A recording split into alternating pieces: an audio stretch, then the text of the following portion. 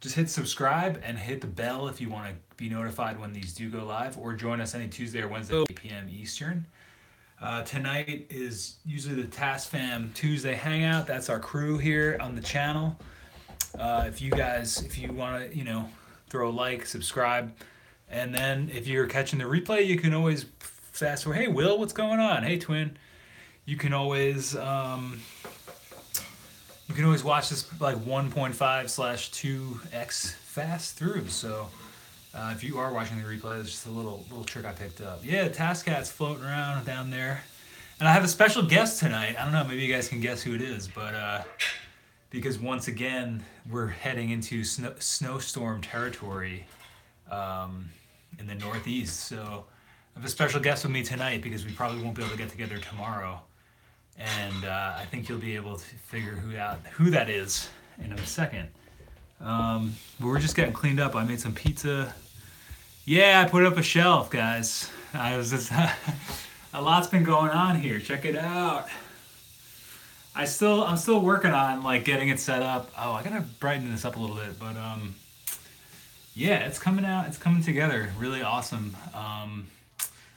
I'm really happy with the new setup here. I gotta just get some wedges to angle those down a little bit. Jay was just inspecting my handiwork here. But yeah, we're gonna rock this, I guess. Everybody's here, so. They're all on already? Yeah, we got a bunch bunch of of the water on for the coffee now? Oh yeah, we're a little bit behind right now, guys, so.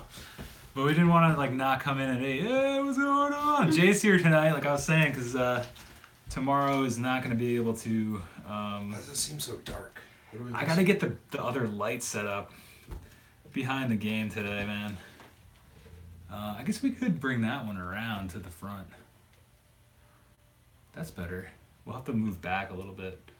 Yeah, sorry guys, we're like behind the 8 ball. We were talking and chatting and we like eating and we were like just getting into gardening and talking about different stuff and where's your other light? You got it hiding that? yeah, it's in the closet. Damn. Jay, if you want to I'll let you go chat a little bit, yeah. Let me just get the live chat up. If you want to take this, let this keep going. Cool. I don't even have my phone or anything. Oh, damn. It's in the other room. Top chat. Pop out. Yo, Jeb, what up? What's going on, family? All right, Jay's gonna take over for a second. I gotta get the chair. I'm actually gonna grab a chair. Oh yeah. I'll grab the chairs. All right, we'll be back in a second. I'm just getting the light here. Yeah, guys, we were just chatting it up, man. We were doing our thing and completely forgot to get some stuff set up. I've been taking a little break, sort of, from doing some stuff with the channel, because I got a lot of this stuff set up video-wise, so I'm just kind of Cat Bro's following on the action. Cat Bro's really happy. He's like, what's going on, guys? He wants to sit in the seat. I think we gotta pull this to Here the he side is. somewhere. He's on. Look at him. He's going out to the desk. Chat, bro. Chat, bro. Cat Bro's hanging out. He's inspecting the shelf. Don't go up there. Hey. But I want to. I mean, This is mine. Cat Bro. so, Cat Bro, tell me, what are your plans for the future? When's the next record coming out? Oh no, I guess that's his seat. This is so funny. Oh my god. My guest this evening, Jay from Operation Audio. Cat Bro is straight chilling, guys. This is amazing. Excuse me, are we having coffee? Yeah, we'll pour you a cup, bro. He's bouncing off the walls. Dude, this is so funny. He's like, Where's the catnip at? this is so hilarious, man. I can't believe he's like right there. I've been wanting to get him on the stream like this.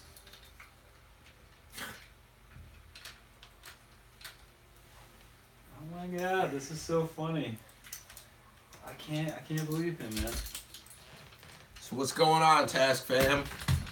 I want to blast them. Let's see. Here comes the light. The light is coming, boys and girls.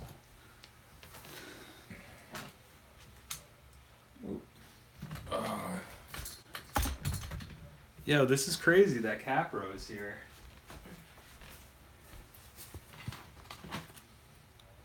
All right, how's that looking? Yeah, that's better. Good. Yep. I think you got all around good lighting tonight. Cool. Seems adequate. All right, so we're here today chilling with Capro. He's hanging 10. How's everybody been doing? I feel like we haven't talked to you guys in forever, so. But it's only been like a week, so. Hasn't even been a week yet. Right. It'll be a week tomorrow. It's so funny, like, I just feel like I haven't. The channel stuff has been. Oh, I got my mic here. It's just funny, man. It's like I haven't been doing too much, and man, it's so good to be here. What do you think, Cap, bro? Damn, I almost want to get another chair. That one's like sitting right. Hey, Andrew.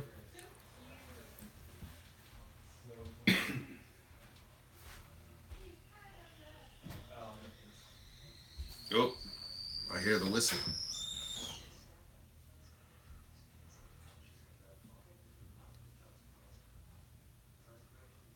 What's going on, twin? So what's everybody been working on this week? Making some noise, I hope.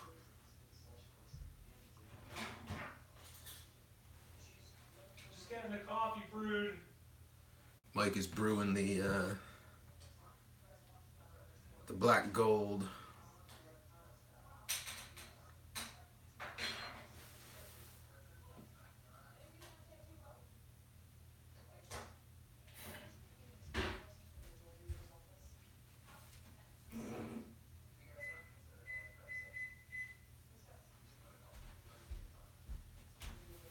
Oh, Jay, I didn't tell you. I gotta get another chair. Hey, you're welcome, John. Glad you're into those mixes, man. You know, glad I got to sort of show you what the you know, what my capabilities are with you guys sending tracks in and stuff. And, Oh, come on, dude. I just got you a chair. Well, we got this other chair for him if he wants to come up. oh, Will's here too. What's going on, Will? What's going on, guys? Sorry, we're taking a little bit of time to get set up. We got the coffee brewing, which is awesome. And it's so good to see you guys. And it's so funny that Capro is chilling here. Oh, yeah, that's right. Twin he sent a picture on the Capro appreciation thread. Oh, snap, he's right here. Let's see if he sits down. We'll have to tilt the camera a little bit. Get him in there. Is this the same place? Yeah, this is Mike's house. Yeah. Oh, now he's over here. Oh, that's okay. Well, he comes back. Yeah, we're just chilling, man. I put up this shelf behind us, so it's a little bit different. But as you can see, I put my speakers up. I don't know. I was just getting kind of like. I had this other table that the laptop's on right now with all my like, you know, the Digitakt and that stuff. And it was just like every time we did a stream here, I had to move everything and switch everything around. So Yeah. I just wanted to Dedicated it. Yeah, I just wanted to do that. And there's studs there and the shelf. I got all this stuff on super sale at Lowe's. It was like $15 for the whole shelving setup. Nice. Yeah. And so far so good. I mean, you know, I just used my stud finder, found the studs, and threw them up there. And they're pretty tall. I'm gonna just get some, like Jay was saying, get some wedges to angle them down. But Yeah, it's that's pretty cool. That's what I would do. That way, from whatever sitting position, you know, you get you're a little more in the field. That's a good call. So just get those. What are they called? They're like little wedges. It's called a moped. There's 25 different brands that all do the same thing. You can probably get some Chinese knockoff ones that do it too. They'll I mean, put them there, yeah. I think a set of mopeds is like $30 maybe, but right. You know, Cool. It's basically a foam wedge that isolates the vibration of the speaker from the shelf. But you can also, if you set it upright, you can use it to tilt it. Like either way. Yeah. That's how mine are set up. Like those little shelves that they sit on, or the stands they sit on. Yeah. There's mopeds with all the wedges folded so that they Oh, They I never angle down noticed that, towards you. yeah. Yeah. Yep. I never I never got into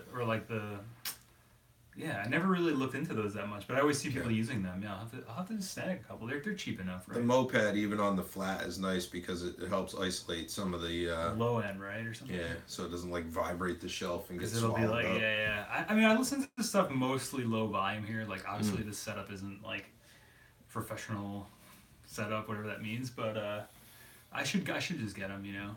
And Yeah, it I suits mean it, they're yeah. one set will do a pair of monitors, and you'll have not to be confused with moped. Moped. Yeah, you're right about that.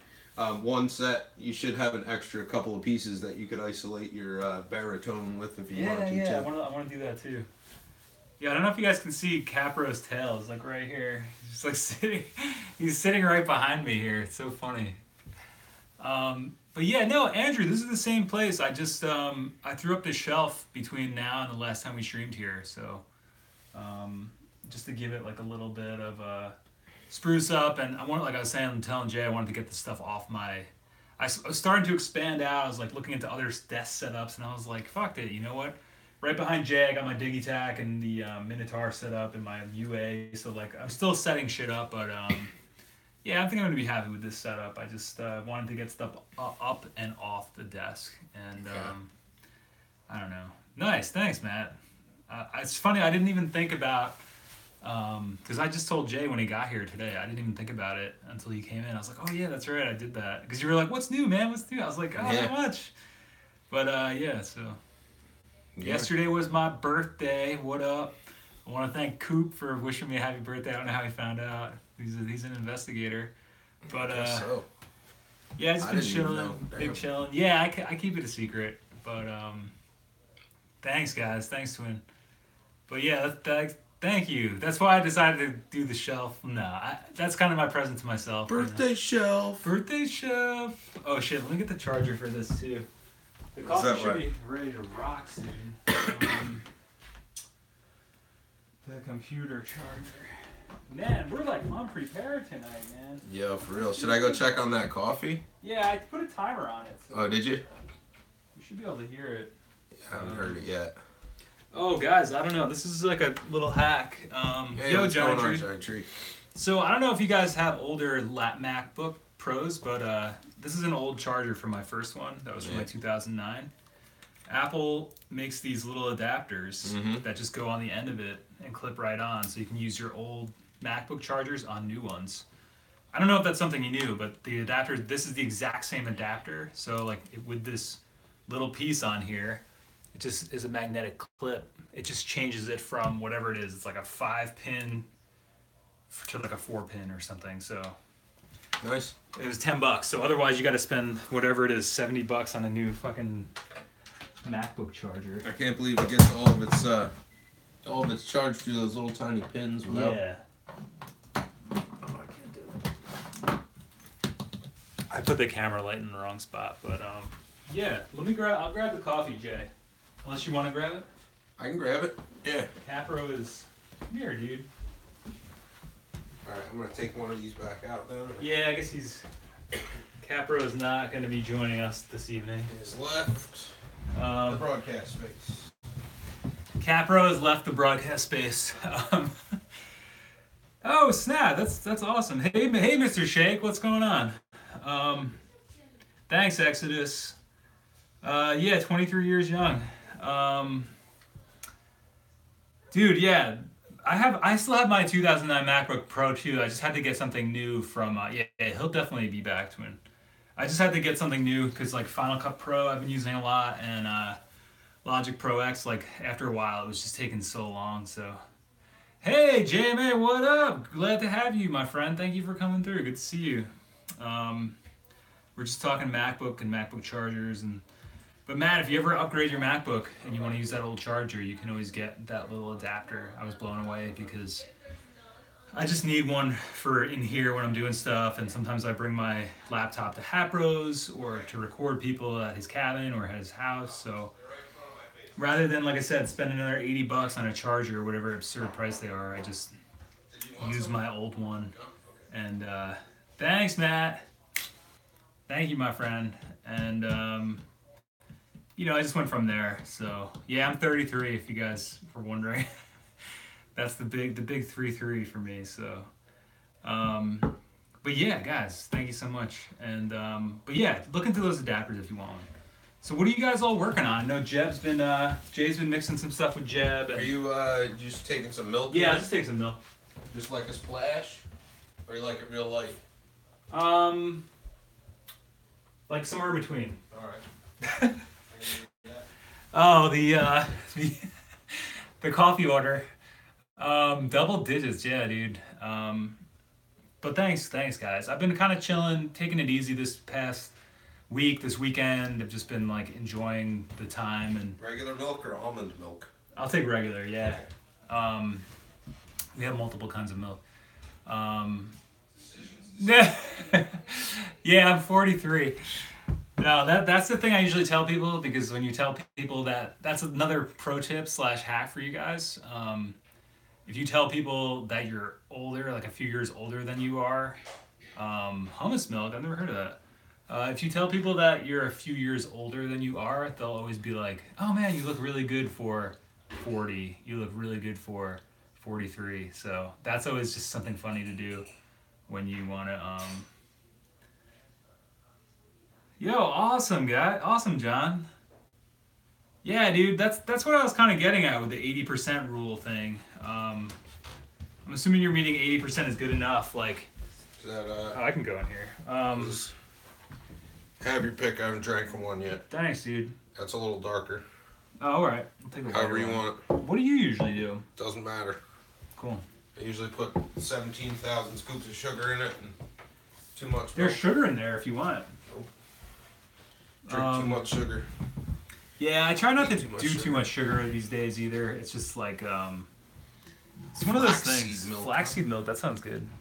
Sugar is like super, Addictive? and it's really toxic. I don't know if you've seen any of the studies about it, but like, it has the exact same effect as alcohol Yeah. on your body.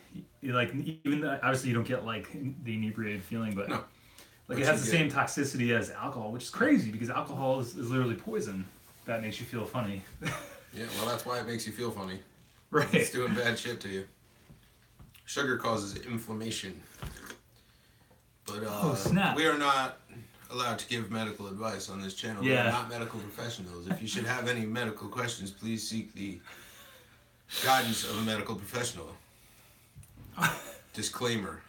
Disclaimer. Disclaimer. Oh man, so Skid's stepmom's birthday was yesterday, so we had the same birthday. His sister's birthday is tomorrow, and he'll be 36 on Monday. Damn, man. Wow. That's so funny. All March birthdays, dude. Well, happy birthday to all the extended TascFam. Hey, Catface, Catface. what's going on? Yeah, it's 10 times more addicted. Wow, I didn't know that. Whoa. Yeah, it's crazy, man. Oh, all right. Yeah, Andrew, thank you for coming through. Good to see you, my friend. Always good to see you. And let us know what you think of the stream later. Leave a comment or something.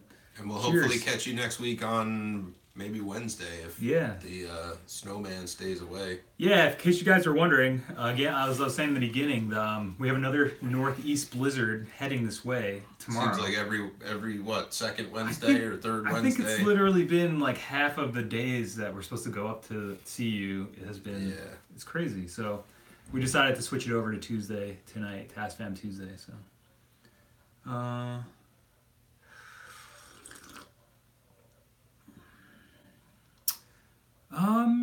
I don't know. Cornstarch is not. It might contain sugar, but it's not itself sugar. Blizzard Wednesdays.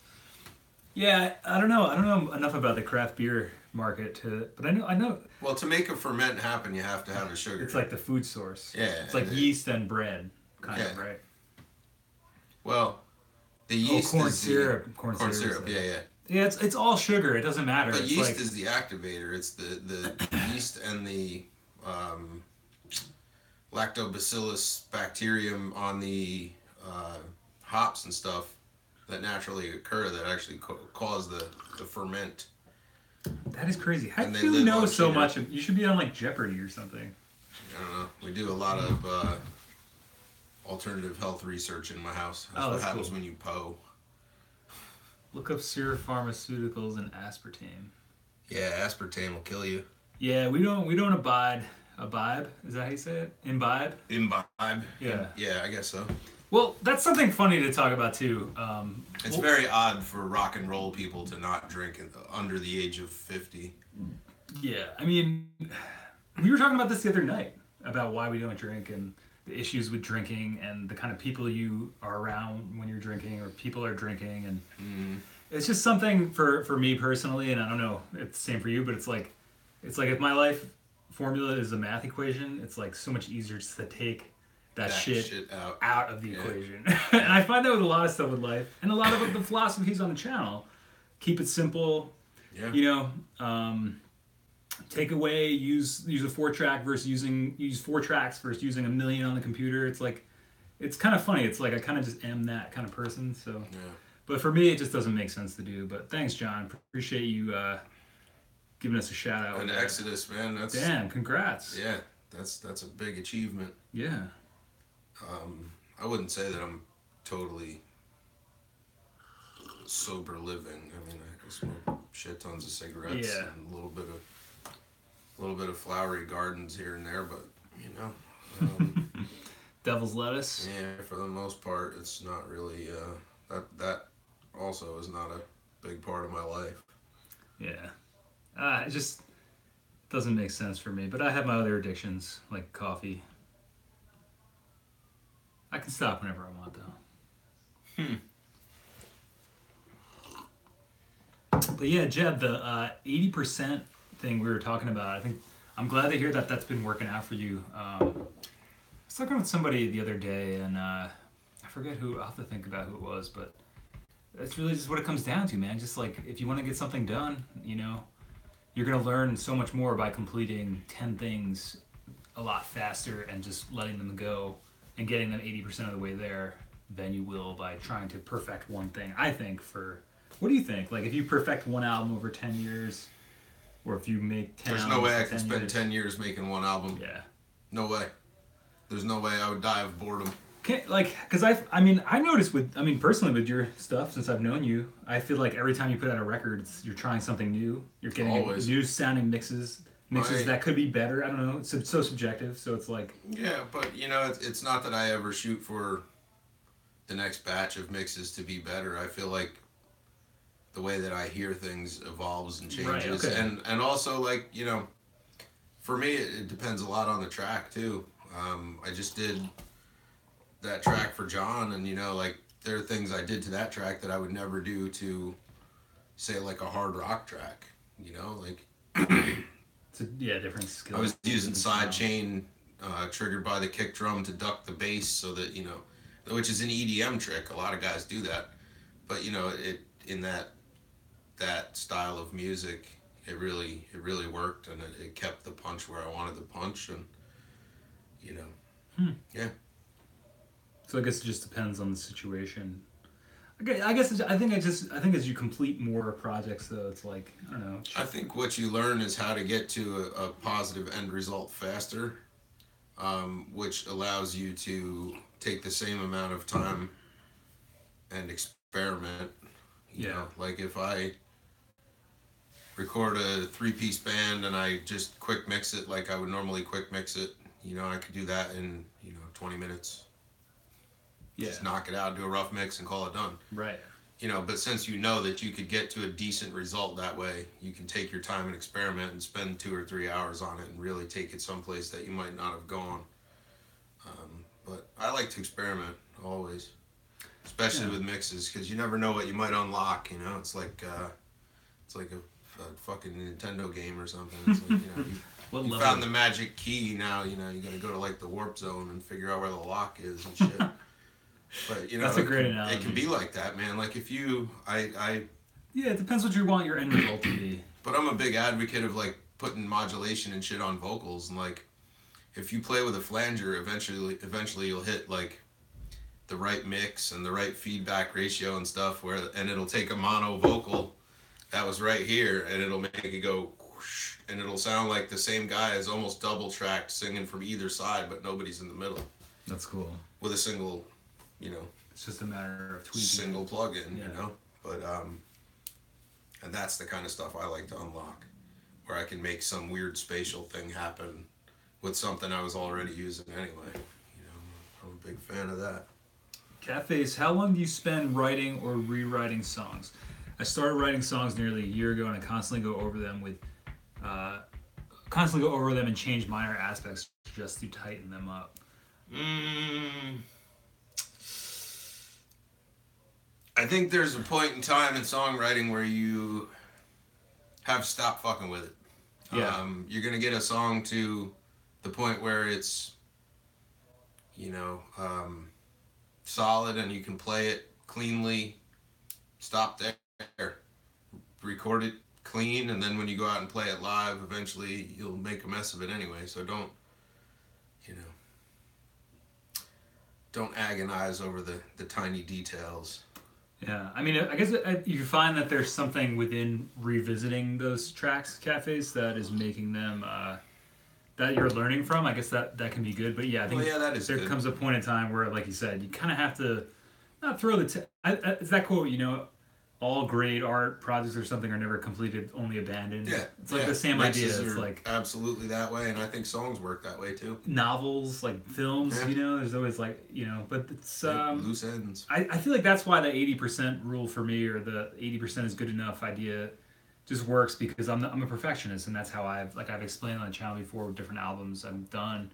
Spent way too long working on them, and what I realized was I would have gotten a lot more out of the process had I, with that same band, recorded 3 albums that year, 4 albums that year. Like, we spent so long agonizing over one album that we thought was going to be this amazing thing, and like I said, with the exception of a few people who know about it, hey, yeah, it's a great album, but we had 2 versions of it, and we could have just put out the first version and called it done.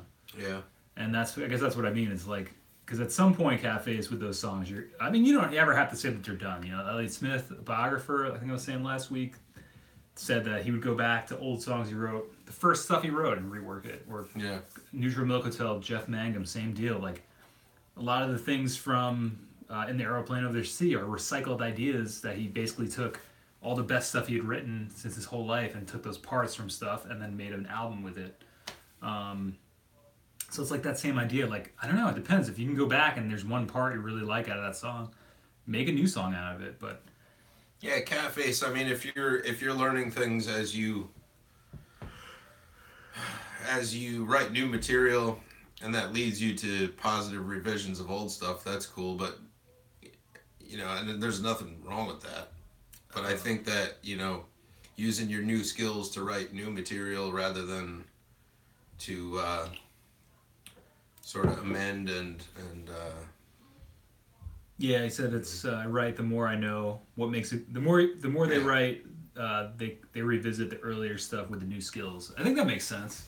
You kind of see it through a different lens. Yeah, I think it does. But there's also something that's sort of sort of comforting about going back to like the first songs you wrote, let's say, and listening to it as it was, as you were as a young musician with without that experience and sort of listening to those ragged edges. There's a I don't know. There's a nostalgia to that for me, anyway. But I mean, ultimately, it's your art and it's your material to handle as you see fit, and there's nothing wrong with it either way. Yeah, if that's how you want to go about it, cool. But it sounds like you're feeling like maybe there's something. Well, because you're asking like, well, how long do you spend rewriting? Catface said, "Oh no, I have something I recorded in 2015 that totally sucks." Well, in that case, maybe take that song and do what I always do. You call it the same song, you write it totally differently, maybe with the same sort of melodies, and you just call it version 2.0. There you go. Who doesn't love a version 2.0?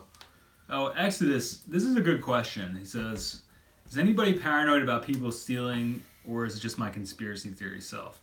Here's my take on it, and then maybe Jay will agree, disagree. But I think if you're worried about somebody stealing your idea, because I used to feel that way too. I'd be like, man, I don't want to put stuff out because somebody's going to yank it, or man, this is so good. But the thing is, if it comes down to a point where somebody steals your idea that it's that good, I would say that's awesome because that means you're doing something right. I'm going to go one further. Okay. there's nothing that you will ever play, a single note or a progression included, that somebody before you has not already played. That's a good point too. So consider that. You know, where it becomes important to protect your assets, as it were, is when you're making money. Yeah. As a solo artist or a, you know, an indie artist or band. To me, like, I'd be flattered if somebody wanted to steal something that I wrote and recorded. You know, if somebody put something in a movie, I mean, I feel like if you're available online, though, most likely they would try to contact you. I would think so. But not everybody has, right. You know, not those everybody's scruples. that great, yeah. But I mean, at the same time, it's like if you were in a position where you found somebody doing that, yeah. Like you said, I think that would be super exciting and super flattering. And then I would look at how it is that they're using it. Yeah. Because reality kicks in, and if they're making money off of it and you're not, yeah, then.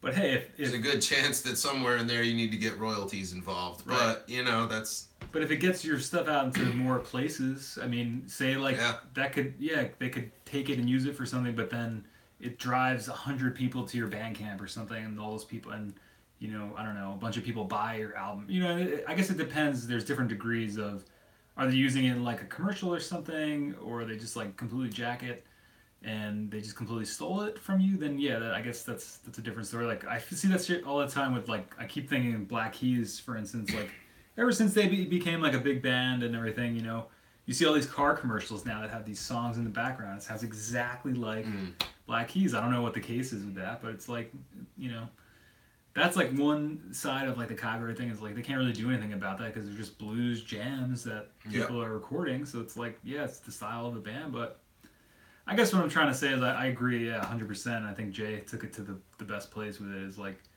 I think it'd be super flattering if somebody stole your stuff, Jeremy, and not I'm like advocating for people to steal your stuff, but no, but I mean, I can't see it at this level not being a good thing for you as an artist. Like I said, as long as they're not making money off of it at the same time that you're not making money off of it, it's all good. Yeah. If they're profiting from something that you worked hard to create, and you're not, that to me is a problem. Yeah. But they, you know, there are lawyers and things for those sorts of situations, and I think if you were in that position, you would probably have. But you know, I feel like team. But I feel like modern day, it's so, you know, it's so rare that things like that come up anyway. Yeah. Well, dude, I mean, we ran into an issue with when we played that one stream recently. Remember? Yeah. We played the Slave song that we played. Where's Your Car, Debbie? Yeah. And YouTube flagged it and said, "Oh, okay, so the Slaves ASCAP, they're gonna start, you know, monetizing the video, whatever."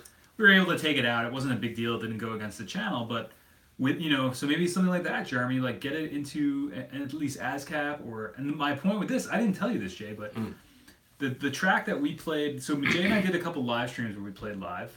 Yep. And then the song, the TascFam preamp song recording. I didn't tell you this. YouTube flagged those videos too, and guess what the song was? Little Wiser. Because you're paying yourself royalties? I put my stuff on. Well, this is but this is what I'm saying is like. If YouTube doesn't realize it's my own material, that I'm the rights owner because I did on CD Baby or whatever to put it up on Spotify. Sure. So, but I guess what I'm saying is the technology is getting better, Jeremy, because I wasn't anticipating the stuff we did. They're not covers of, it's like essentially covers of our own music or covers of music that's, you know, I technically own the rights to, but I wouldn't have known otherwise that anyone was using it. But so I guess what I'm saying is, somehow they're scanning some stuff if your material is in that database because obviously the ASCAP thing for Slaves was like within an hour, not even. We ate a sandwich stuff, and you had the email. Yeah, and the same with Little Wiser. It's like in all those videos, it flagged it all. So I don't know. I wouldn't worry too much about it, Jeremy. I wouldn't worry about the conspiracy of it because I feel like that comes up. I remember in Newburgh when we played that show, one of the girls that played was like, "I don't want to play anything original because I'm afraid in this day and age people are gonna steal my stuff." Yeah, that's like, just some.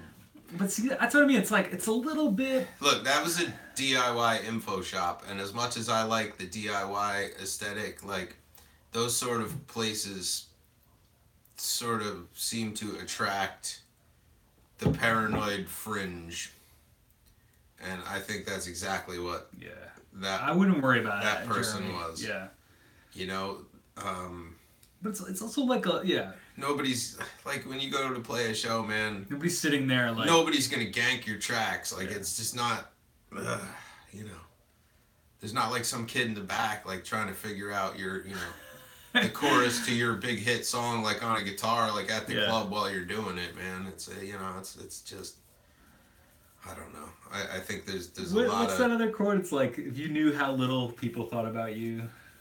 I don't know what the quote is, but I'm sure it's true because it's where you're headed. Everybody's super self-involved, basically. Yeah, totally. Like, nobody's worried. Like most people at a show like that are just wanting to wait till they can play. They're not concerned. Or if they're into what you're playing, they're jamming along to it. They're not standing there, hyper analyzing every single beat and fill and note and They don't really give that much of a shit. It's just not how it works. Yeah. So Exodus, I wouldn't worry about it. I feel like watching things live is very much a sort of a superficial experience. You're feeding off the stage energy, but the connection to the material, I think, is sort of moot point. So, yeah. Yeah, I mean that's a great point, John. Steal intentionally. That's like another quote from I think it was copped from. Imitation is a form of is the highest form of flattery. Highest form of flattery, and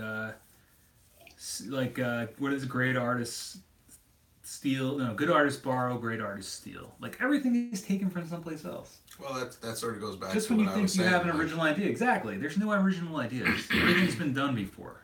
So just do whatever you want. It's like Cafe's is saying, I know it's all been done before, but I want to do it again. Yeah, and there's nothing wrong with that. I mean, that's what we're all here doing. Yeah. So going way back, Exodus said, what about collaborations? I think I would do it more if I trusted people. I think when it comes to collaboration, I don't think I've ever seen somebody on an indie collab try to steal either material or steal credit. I mean, I guess it could happen, but usually if you're in a sort of artistic relationship with somebody in that way, it's like a mutual back and forth, and they're not really going to try to run away with your parts. Yeah.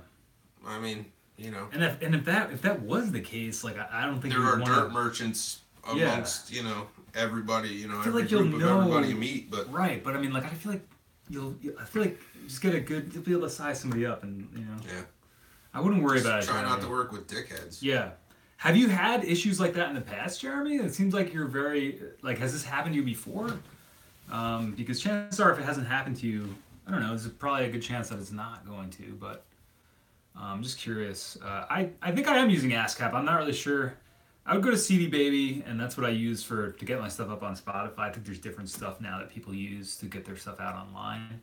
Should probably do a video on that at some point if you guys need to know that stuff. But I guess I am using ASCAP. It's kind of included within the CD Baby thing. CD Baby thing. Yeah, it's part of the. There are either ASCAP or BMI seems to be the two majors. BMI, you sort of have to form a publishing company, so it's not as easy for the independent musician. Both of them have quite a lot of forms to fill out if you do them by yourself. Right. So if you can get it through something like CD Baby, and I think what they do is put you under their publishing company, probably. Mm-hmm. Yep. But I would try to go that route, actually, because like I'm saying, in terms of the stuff on YouTube, it's been welcome Bobby to the group. Oh, right here. Hey, Bobby. Hey, what's going on, Bobby? Welcome. Thanks for coming through. I just happened to inherit a Mark II for a trade of a TV. Just making the transition from covers to remote work, and this. Oh, awesome, Bobby! Thank you so much for coming through the stream, man. It's good to have you. Let us know if you have any questions, and feel free to ask people in the chat too. We got a great TascFam here, and these guys and people probably know more than us in some ways. So I constantly learn from these guys all the time. So ask away, Bobby. And don't forget to check out the forum, 424recording.com/forum. That's where you can get your questions answered as well. So cool. You can also email Mike at 424recording@gmail or myself at operationaudio@gmail, and we can help you more directly if you need. And then Gmail and J.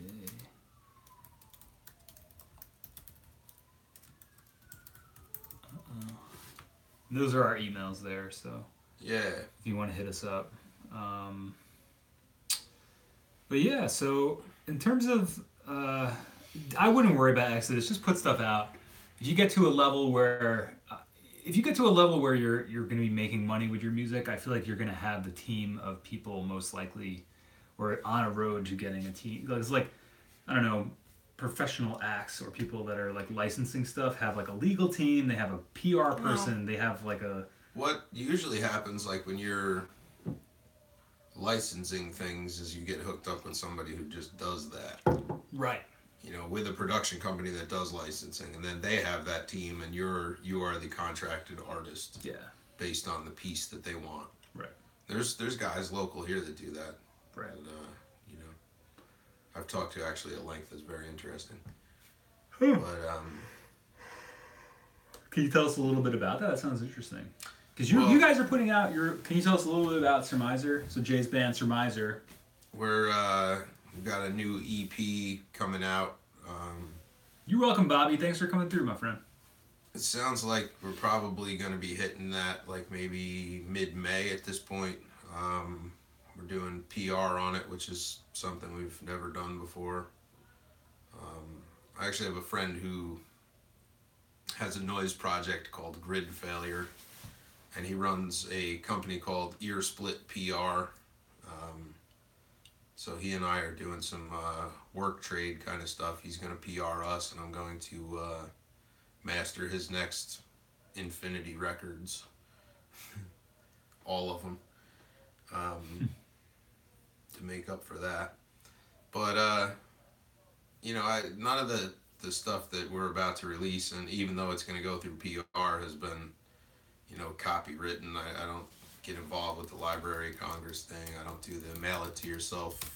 That doesn't work anymore, they said. Whatever. I don't even if it did, man. I don't love the Nirvana shirt, Bobby says, by the way. Thank you. I got this. Yeah, don't worry about it. I got this at the EMP Museum in Seattle when the Experience Music Project Nirvana exhibit. Oh, we got another new face, Jorge. Hello, love your work. Thanks, Jorge. I'm currently looking to buy my first recording interface. Would you recommend the TascFam Mark III over interfaces like the Scarlett, Focusrite, or Roland Rubix? Do you know the Roland Rubix? I don't know the Roland Rubix. Depends how you want to work, because those are two very different formats. Yeah, I mean, the TascFam, you're talking about cassette, and the Scarlett is very much a digital analog workstation. Modern, through the computer. Yeah. So it really depends. I think just about everybody here probably started TascFam is no interface. Oh, okay. Pretty much everybody here probably started on 4-track cassette machines. So you're going to get a lot of go with 4-track, and I don't disagree with that. That's a great way to sort of cut your teeth and make all the simple mistakes. Yeah. Before you really get, you know, in the deep end of the pool with an interface and a DAW and you'll really have to climb that giant yeah. steep learning curve about everything. Yeah. And obviously you have the channel to guide you with all the videos and stuff. So. For sure. But obviously there's a lot of digital recording videos out there as well. Yeah, it really depends. I would say if you want to learn the workflow or like a simpler workflow, you probably are going to want to go with the TascFam. But there's going to be, the Scarlett will work pretty easily right out of the box. It'll hook up to your computer. Yeah. So, it's kind of, I don't know. It depends on what you intend to do with it, I think, too. Yeah. If you want to demo songs, then cassette is definitely the way to be. Yeah, what are you trying to do with it? Oh, Rubix. Okay, that's like another interface. Looks like another USB interface. Yeah, 4x4. I can say that the Focusrite stuff I've always had good luck with, and it's a good entry level device, I think. So. Yeah, it's a little cloudy, but overall it's not terrible. It works well with the Mac, and I like, I'm a plug and play guy. I don't want to be messing around with converters and worry about shit like that. Or not converters, but like the, what is that called? Like the updates you got to download, patch builds or whatever. Sometimes you got drivers, firmware, driver all upgrades, that stuff. So. and yeah. Something to think about. You could use the TascFam as a pre. And the other option is you could get both. You could get a 424 Mark III and a Scarlett. Depending on what your budget is. And then you have the best of both worlds, and you could record both ways, like from your TascFam into the computer, or if you want to bounce stuff out from the computer onto the TascFam, and get the tape sound. Jorge, it's a great question, but it's really up to you and what you're going to be using, what you want to do with it. And it also would depend on where you are and how available tapes are. That's true. Yeah, as we know, the tape stock apparently has been depleted. Type 2 is going to be out this year. I guess it's old BASF tape they've been using for decades or something. Yep. So your access to tape will dictate a lot about that. And we have, I don't want to make any assumptions that anybody is necessarily any place. Here in New York we can get it pretty easily off of eBay, but if you're any place else in the world, it may not be so easy to get your hands on. So that could be a very large factor when it comes to that decision. And in that case, I would go with the digital interface. Yeah. We better buy it all the Type 2 tape. Damn, I'm gonna have to stock up. Yeah, stock up, boys. I have a whole brick of.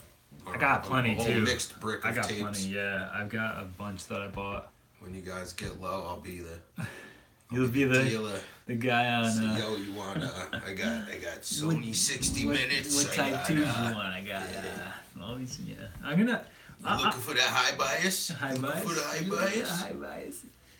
Hopefully, NAC. That's the company that did the giveaway, and that's the ones I usually get always get my tapes from. Pretty much, they're coming out with a new Super Ferric. It's supposed to be fine for Type 2 bias and machines. I'm gonna find out for everybody. So hopefully it's. Modern day. I would hope the formulations are even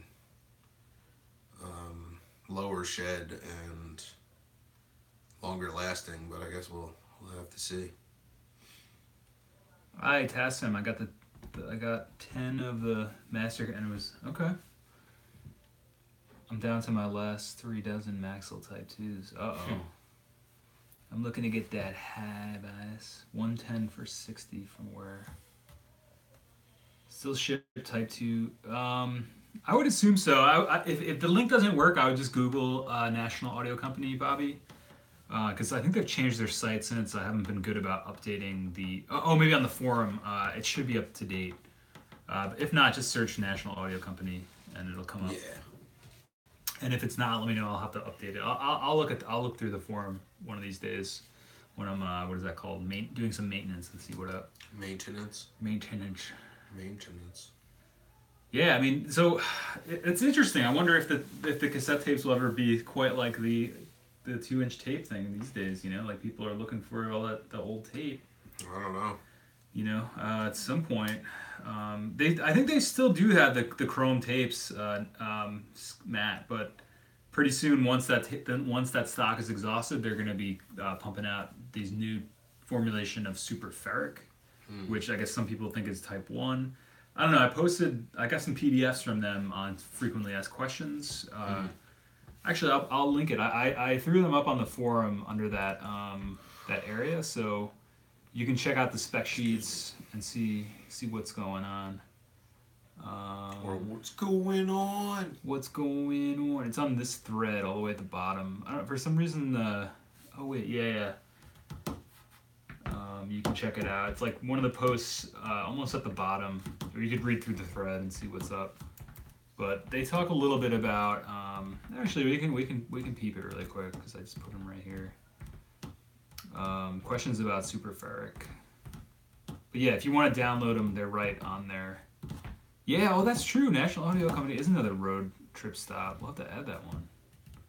Yo, good call, Exodus. Yeah, Mr. Step is mad chill. I've been chatting with him via email, and he set up the giveaway a while back when we were doing that at 424 subs. So, all right. So the Super Ferric, I'm looking at the press release here. This is all they've really said, but I don't know. We'll see what we make of this. It says, why is NAC making Ferric Type 1 instead of Type 2? It said, every reel of studio master tape ever recorded for the great albums you love has been ferric oxide. Our high-performance formulation delivers the dynamic range and output of Type 2 tapes at normal bias and equalization, making it universally compatible with all tape decks. Will National Audio make Type 2 tape? No, the performance of Super Ferric makes Type 2 unnecessary. Manufacture of Type 2 tape involves chromium dioxide and is environmentally undesirable. And they said they had a little note about 120 tape. They said thin 20 gauge base still necessary. 120 is no longer available. So I don't know if any of us are really interested in 120 tape. You're not supposed to use that high anyway. That's just gonna get chewed out in the machines. But I don't know. When I was a kid running like the Corda too. The one I had before that old Fostex thing. You guys used to use like. Oh, we get the longest tapes we could find because you could pack. Why not? You could pack every song you could come up with onto one tape. That's true. 60 minutes aside. So, I mean, according to this, it says the Super Ferrics, they'll be deliver the dynamic range and output of Type 2 tapes. So it says universally compatible. I mean, only time will tell. Yeah, I'd have. I mean, it seems like National Audio Company is kind of the only game in town in terms of new tapes. So, and they've never steered me wrong. So, I'm curious to get my hands on them, though. I'm gonna definitely do some tests. Maybe we could do some tests at Bohem. So. Mm-hmm. Oh, where are they located? Kansas, I think. Let's see. National. I want to say Missouri, but I might be wrong. Missouri. Located at Missouri. Contact us. Yeah, they have like a picture of the factory here. They used to. Oh, Springfield. Where is that? Oh, dude, that's a little. Maybe we could go out that way. Maybe. Depends how long we're gonna be out there. But yeah, they're in Springfield, Missouri. So you can say hi to Bart Simpson while you're down there. Keep my shorts. Okay, what do we got? Jorge, thanks for all the great advice. I'm in New York too. Cool. I like the aesthetic sounds of garage and lo-fi music. I wonder if interfaces like Scarlett would be too pristine sounding. Oh, that's an interesting question. Jay, you want to take that? Most of the Focusrite stuff tends to be a little bit cloudy on the high end. So I wouldn't worry about it being too pristine sounding. And if for some reason you find it to be too pristine, drop your bit rate, drop your sampling rate. Instead of using 24, 96, I don't know how high that one goes, but the higher your sampling rate, the more pristine your capability. So you can ditch that, lose some of that super fine, high frequency information, and Yeah, so you could always use your own techniques to make it sound sure more lo-fi, and also how your band sounds, you know? Yeah, well, that's that, and mic technique has way more to do with the way that the recording comes out than the equipment that the mic is hooked to, and how you mix it and whatever. I mean, the source and the mic placement is everything. Yeah, when it comes to the final sound. Yeah, so keep that in mind, Jorge, as you experiment with your new hobby here. But yeah, I wouldn't worry too much. I would just get some, choose one and get going. Jorge, I'm in New York too. So, are you in New York City? Are you upstate? Are you New York, Western? Where at? Because if you're close enough to here, then there might be some new TascFam meetup potential. Yeah. Queens, nice. Not that far then. GD Freddie Tracks. What's going on? How are you doing? Nice. So down in New York. Cool. Yeah, I mean that's not too far. No, I'm trying to think music store wise what's down there that you could. Well, I think there's a Guitar Center in like East Elmhurst, like Jackson Heights area. Cause I used to live down there. There's also man, I'm trying to remember what the store is. Is it GC? Straight from Elm Street. Might be Guitar Center. I don't know who you are, but I came here anyway. Cool, Dan. Oh, Long Island City. That's right. Yeah, there's one down there you could check out. Yeah, there's one in Brooklyn. I'm trying to remember what it is. If it's Oh, Main Drag. That's like a big one down there. It's not Main Drag. Main Drag probably has the interface in a way you could check it out though. That's true. There's a lot of stuff in this city. I think it was like Guitar. Sam Ash. It was either Sam Ash or Guitar Center Pro. It was like in this building. It was like a suite on like the second or third floor in this old warehouse building, and it was all full of studio stuff. I'd have to ask Dave though. I can't remember exactly. That sounds cool. It was cool. They had like all the super expensive like outboard and stuff. Yeah. I forget what the place is called though.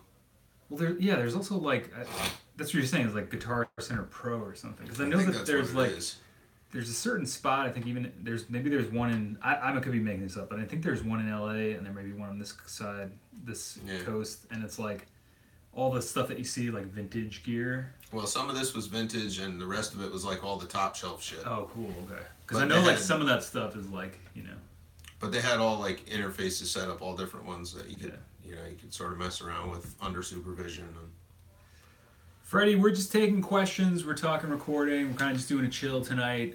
Usually we head to the studio Wednesdays, but there's going to be a big snowstorm. So usually this is just a hangout with the TascFam. That's the subscribers and the friends of the channel. So we all just hang out, talk tapes, talk recording, answer questions if anybody comes through. So currently we've been talking about just different guitar shops in the city because Jorge's looking to get an interface. He's not sure if he wants to get a 4-track or an interface, so we're trying to guide him in a direction where he can test some stuff out, figure out something that's going to work for him, and go from there. So that's what we're up to right now, Freddie.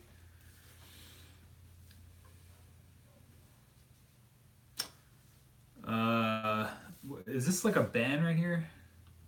no, it's a meme evidently. Well, is it a... Yep. All right, bro. See you, Freddie. I don't know what that is, but it doesn't seem relevant. I hope that wasn't premature, but we're gonna. Yeah, I'm guessing that wasn't going the right direction. I didn't seem like he was genuinely interested. He's kind of trolling us a little bit. So, peace, Freddie. I don't know, Twin. What is that? I'm not really sure what that is. But yeah, targeted ad conspiracy.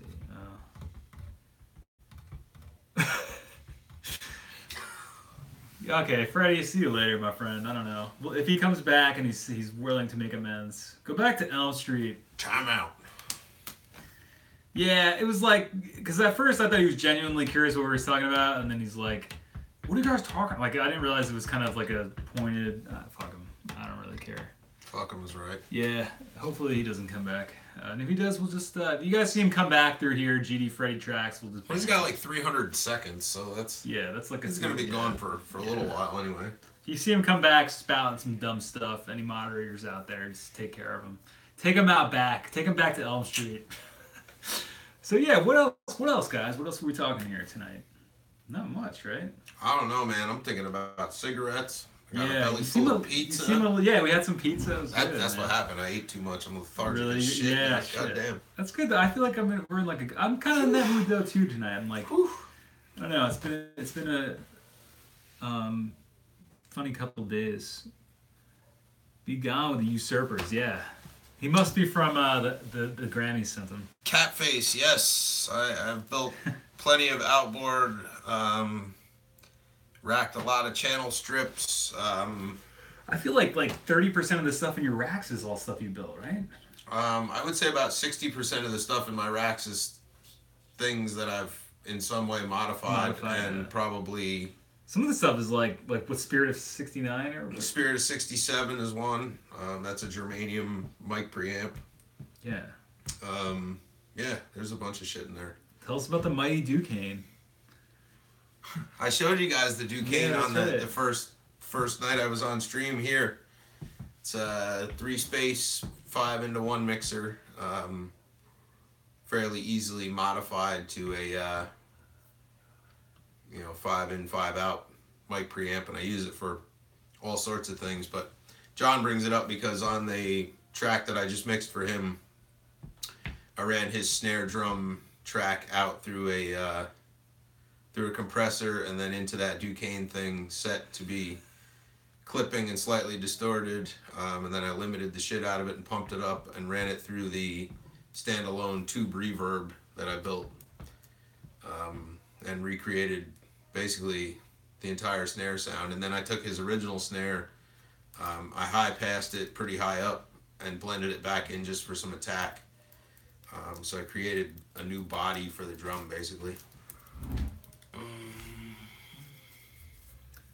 There's a new update. Sorry, this is like completely off topic, but Twin updated. There's a Capro thread. I don't know if you guys are aware of it, but it's pretty hilarious. Like, he edited this picture. It's funny. He's like going up there. He's got the little pig on there already. Yeah, it's funny. That's funny. Yeah, you caught him, and then we caught him. How in the world, John? The pack of tracks that you sent me had an isolated snare track. So I just did some things to it and put it back in. Oh, that's awesome that MCF put up a video showing a trick to get mic compression on a 4-track. That sounds cool. Yeah, we should do something like that. Tricks and Tips series. I want to check that one out. I saw somebody mention that earlier. We just got sidetracked. That's cool. I want to check that out. I like multi-track cassette fans. Great channel, a lot of information, a lot of different machines. I'm definitely gonna check that out. Sometimes MCF's floating around. He's usually floating around in the comments, so maybe he'll come through. We'd love to get him on here and talk to him about it. Catface, the Neve preamp clones. If you get into the EQ sections, that stuff can get pretty difficult to lay out. But you can look at like the BA283, like the amp cards and stuff. Those are fairly simple to understand. The big trick with the Neve stuff is getting vintage spec 2N3055 power transistors that, Rupert Neve built Class A section or output sections into all of his line cards. Oh boy. Here we go with GD Freddy tracks. All right, Freddie. You get 2 strikes on this channel, Freddie. Let's see it. Another question. Come on, Freddie. You're holding us up. Freddie's coming for you. I'm not gonna fall asleep tonight. Freddie, we got some serious discussion here, man. Take him to Elm Street, guys. Take him to Elm Street, boys. Freddie, you were time outed because it appeared that you were coming in on some troll mission bullshit. Yeah, Freddie, we're talking some serious recording question here. This is like our hangout, our sacred space of the TascFam. We're trying to do our thing here, my friend.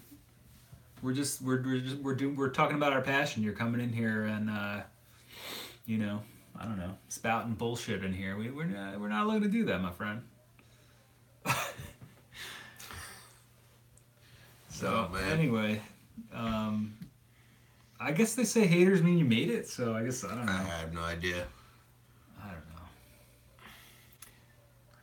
I had the chance to check out an old Japanese set of drums from the late '60s. What's your opinion on those old kits? Oh man, old Japanese drums, old any drums really, but low line '60s drum kits. I have a mica swing line. It's made out of like funky sort of shitty plywood. If you can get one that's got a 20-inch kick, I have never seen a vintage 20-inch kick that sucked. So I would go for that. The snare drums usually leave something to be desired on those kits. and the toms are very vintage feeling and sounding as you might expect. But Tempro Pros by Pearl. Is that the model? Tempro Pros, I don't know those. Hmm. Are they ply drums or are they pulp? Oh man. So Freddie, do you actually have any recording related questions, or are you just here to fuck with our dudes, or what? Freddie Tracks. What's the yeah, Freddie, 411 on here? You're welcome to join the TascFam, but I mean, you're not really bringing anything to the table here.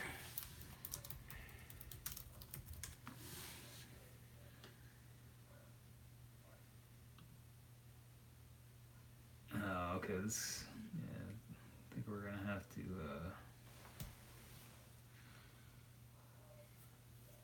I don't know what this is. Looks like a gamer or some shit. Yeah, I don't know, Freddie Tracks. I don't know, man. I just let him roll. We'll let him roll. See what happens. We'll let him roll.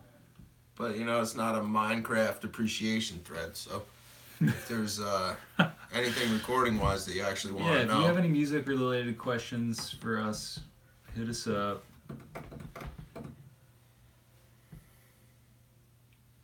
Yeah, I don't know, man. At least show us your. Oh my god. I am here to go crazy. Well, I mean, I guess if you're entertaining us, Twin, the missing bottom hoops, that would be a concert style tom if it doesn't have the whole, shit, forgetting the word, whatever. Doesn't have the brackets for the lugs to screw into.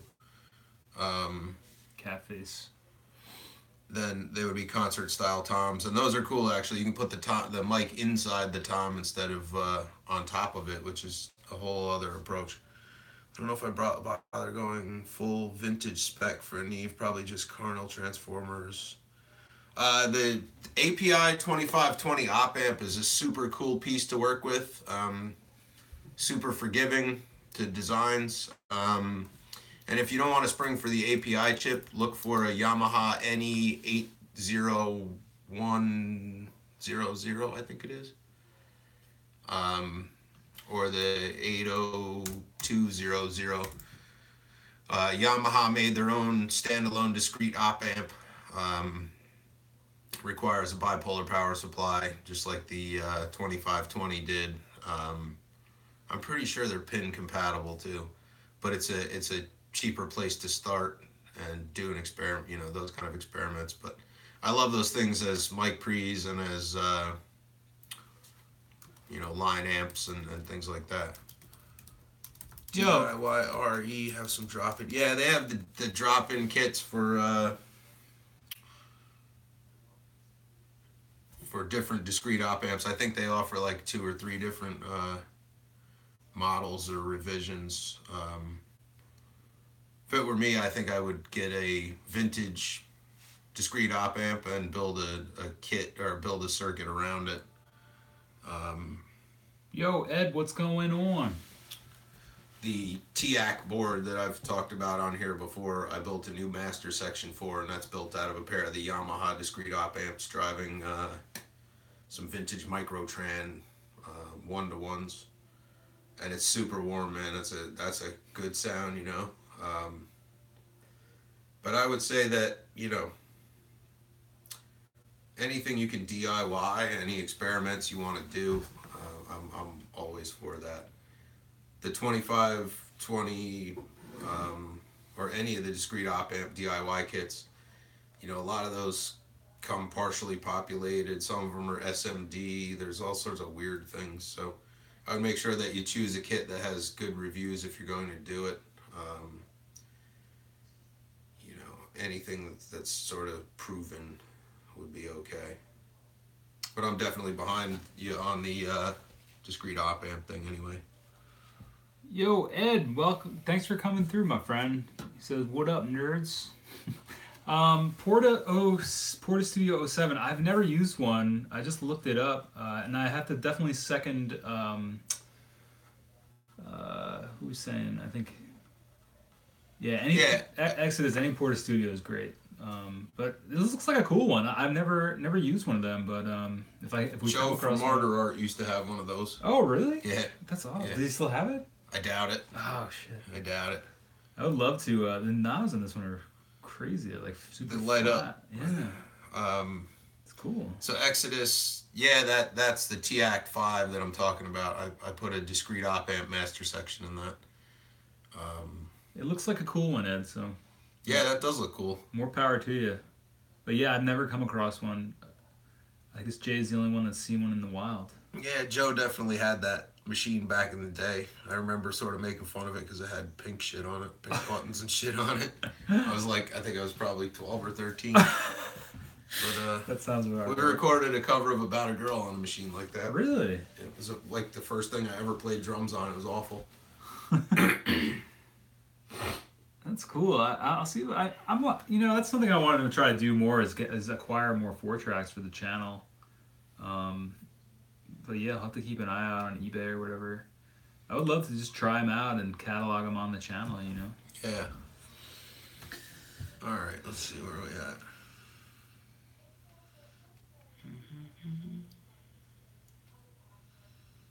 Been wanting a master deck. Master deck cassette. If you're looking cassette, get a 3-head. If you can really spring it, swing it, spring for the Nakamachi Dragon. It's like $1,000. It's like the best 3-head cassette deck ever made. I've heard about those. Yeah. Yeah, they're fantastic. They're balanced inputs, and you can monitor post-record head, so you can actually check out like what's going down, not just listen to what's at the head. It's yeah, that's a really good way to do that. Otherwise, you could look at the TascFam 122, I think it is, which is a 3-head TascFam deck. There's a pro version that has XLRs and stuff in it, or there's the regular version. Bobby, do you think I could get away with a keyboard program drum kit, or better to invest in drum machine or actual kit? And Twin is right. Depends on your budget and how much room space. Personally, I go with the kit, but then you have to factor mics in it. It's true, yeah. It depends what kind of space you got, Bobby. If all you can afford right now is the keyboard program drums, maybe you already have the keyboard, then go for it. Don't let. I would say whatever you choose, don't let any of the options hold you back from making some sweet sounds. Bobby, if you can get in with the drum kit and experiment with that, start that way. But I'm pretty sure that like no matter where you are, you have either secondhand shops or Craigslist or yard sales, rummage sales, flea markets, whatever you call them, bumper sales or whatever the hell. You can find funky little beat up drum kits. I found pieces of one on the side of the road here one time. It's sort of keep your eyes peeled and you'll find something you can beat on that sounds sort of okay for a bargain if you really want to get into a real kit and not break the bank. Yeah. You're welcome, man. Thanks for coming through. Greetings from Portugal. Awesome. Thanks for coming through. If you want to check out the forum, we have a TascFam. We're making a TascFam world map. If you want to just drop in a comment that you're, where you are from what part of the world, that'd be awesome. It's going to be like a living map, a living document that we can keep updating. So, but welcome. I think you're our first live streamer from Portugal. So thanks for coming through, Ed. Yeah, thank you, Ed. All right, too rare. Which deck was I talking about? I'm not sure. Dragon. Oh, Nakamachi Dragon. The Nakamachi Dragon. That was like a top line, I think 90s 3-head Nakamachi deck, which is a cassette master deck. Cat face. The last Yamaha op amp. It's about a fifth of an API brand 2520, but they don't seem to be for sale often. No, they're not for sale often individually. I like to buy the bones of things.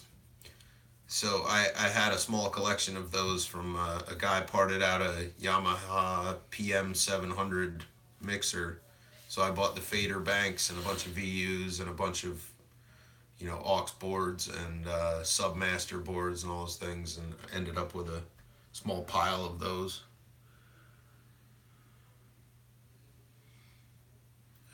Daniel Lanois. He's been coming up a lot in our chats. That's awesome. Neve, that's like $30,000. Yeah, well, if you can get a Neve for $30,000, I don't care what it is. That's probably a deal.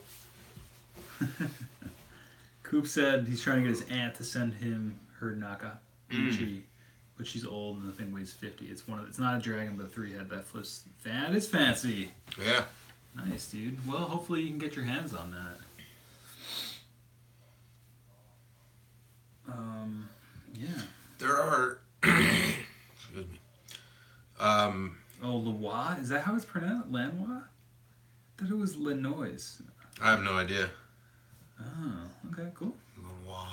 Oh, fancy. I stand corrected. Fancy. That's so fancy. Lanois. Lanois. Lanois. There we go.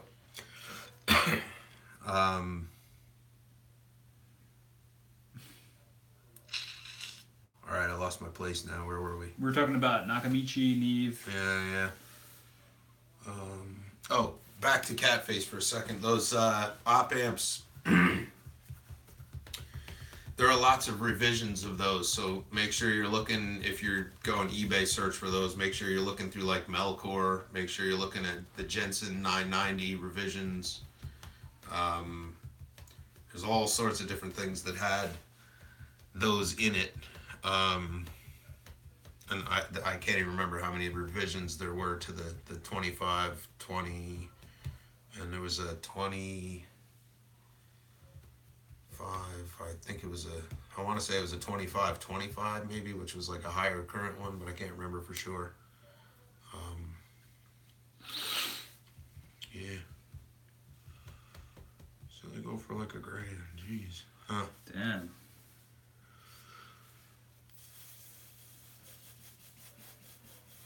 Trying to remember that BCM 10. I don't know what that is. Yeah, that stuff's all beyond me. That's all you guys. That's a Neve. It's like a suitcase mixer. I'm pretty sure. Whoa.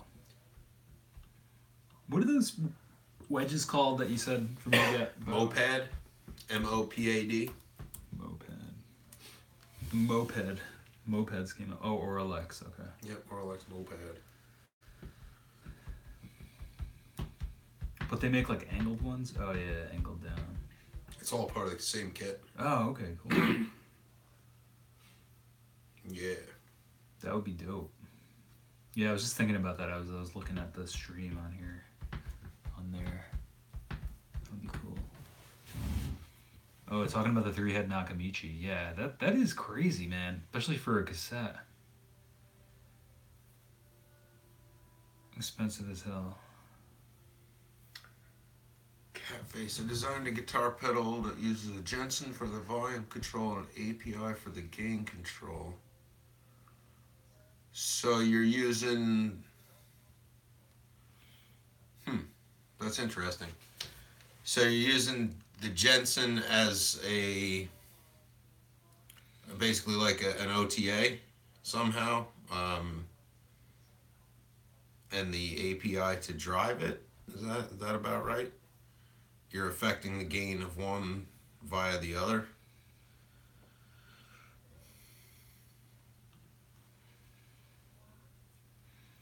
Generally speaking, though, if you were using discrete op amps and a guitar pedal, I mean, it'd be overkill, but there's no reason you couldn't do it. Any place that the dual op amp, like a TLO 7.2 or something, comes in, you could rework that circuit to use a pair of discrete op amps instead, and there's no reason it couldn't work.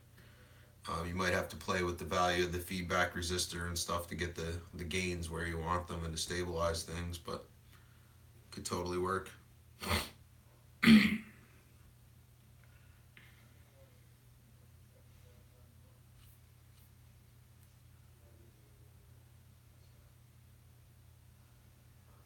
Thanks, Ed. Yeah, peep the forum when you get a chance. Catface, I don't think you are at all. I don't like all the stuff you guys are talking about. I think my brain doesn't even work that way. Catface, I looked at the Timmy pedals and I'm hoping the Jensen is a clean volume. Well, if you want a Catface, if you want to talk about whether or not the circuit will work and you want to forward a schematic, I can sort of give you my take on it, or if you want to forward me a link to the Timmy Pedals thing you're looking at or whatever, we could try to figure it out. I think the Jensen 990 tends to be a slightly more linear op amp than the API in terms of distortion characteristic. So that could be, but really need to know what the what the stage, the gain of each of those stages is based on the feedback resistor. And I'm sure there's a resistor to ground that's setting bias and whatever. So we could do those calculations.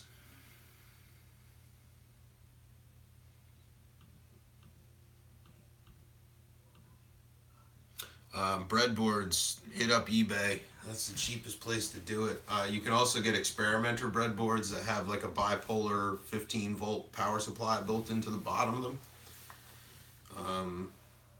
I would definitely look into that if you're going to experiment with dual op amps, because you have to have a bipolar supply to work with those. I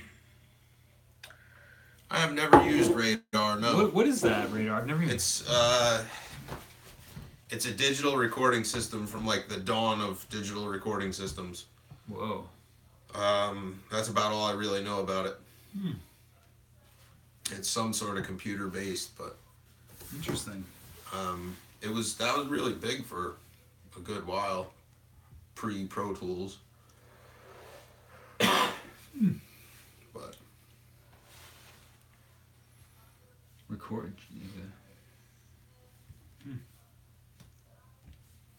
Cool. Well, guys, do we have any last questions? We're going to be calling this a wrap at Are we closing at 9:30? At the half hour mark. Are we? Yeah. Yeah, I didn't know that. So, what time do you want to go? Do 10? I don't know. We usually go to like 2 a.m. and shit. I know. I'm just like super tired. Well, hopefully we can get together tomorrow. I mean, I hope it doesn't snow too bad. You think it's supposed to be really bad? They're saying 3 to 5. Another station saying I'm just like super 4 tired. to 8. Super busy. I'm tired. Let's see.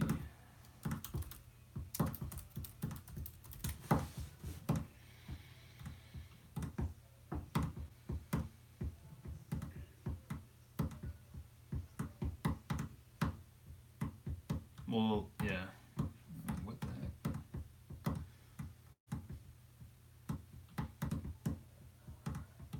What time is it supposed to start? I think 4 a.m. And I think it's supposed to snow all day tomorrow. We're just checking the weather here. Jay, what is your studio monitor of choice? My mains are the original. They're like the version 1 Equator D5. My backup pair are Yamaha HS5s. And then I have a mid-range reference speaker, which is it's actually a pair of them. They're JBL Control Micro. I think they're 4-inch. They run off of a Pile Pro amplifier, which is a piece of garbage. But yeah, that's what I do all my mixes with. Some combination of those. Yeah, it looks like we're going to be getting probably like 6 inches. At least. Mm-hmm. Wow. I didn't realize it was that bad. Okay. The vocals are pretty cool, yeah. A lot of guys really like Gentle X if you're doing rock music. I've sat in front of Barefoots before. They're really nice. The ATCs are very accurate. There's some Tenoys that are really nice. I've also spent a lot of time in front of Dyne Audio. Man, what are those things? It's a Dyne Audio. I think it's like a 6A. I forget. I try to stay away from speakers that are too hyped. Low end is always the toughest thing. So Jorge's got a EHX question. That's currently looking at a vintage deluxe memory man, but the seller claims the switch works only when pressed 2 or 3 times. I would try to clean that switch. If cleaning that switch with a spray cleaner and exercising it doesn't work, I would replace that switch. That's what Jay did for my Big Muff. That was great. Yeah, those switches shouldn't run you any more than about $5 a piece. Yeah, if that. I think I got mine for like $2, maybe. That little replacement switch for the Big Muff. I think he's talking the stomp. Oh, the stomp switch. Yeah. Oh, my bad. But either way, I mean, the slide switches are a couple bucks. The stomp switch shouldn't be more than $5. That's right. That's true. And if you're not comfortable soldering it and you get the thing, you could always send it up here too, or you could take a train up here. Yeah. But do you think it could be anything within it? It's nothing. Shouldn't be anything. It's probably chips or anything. It's probably dirt in the electromechanical assembly. Yeah, the HS7s would be fine. Rockets. Sean, the guy who did some of the songs for the channel, he did some songs for film. Like he uses those. I mean, I would stay away from Rockets. Those are very hyped, man. The KRK stuff like is low end. Yeah, big time. Dave had a set of those real early on, and they were tough to listen to, man. It's really? like it's too artificially saturated. Dude, I gotta say, the way they're hyped. These are great, man. I fucking hate those. Really? Yeah, those are my secondary reference monitors in the studio. Oh, I hate them. That's really? why I got different ones. Oh shit! I think they're like very flat. Compared to what I had, I used to have the Mackeys. The problem with those monitors, and the reason that I stopped using them, is because I love reverb. Yeah. And when I mix reverb through those monitors, what I get on the translation side, on the output side, is like this much reverb.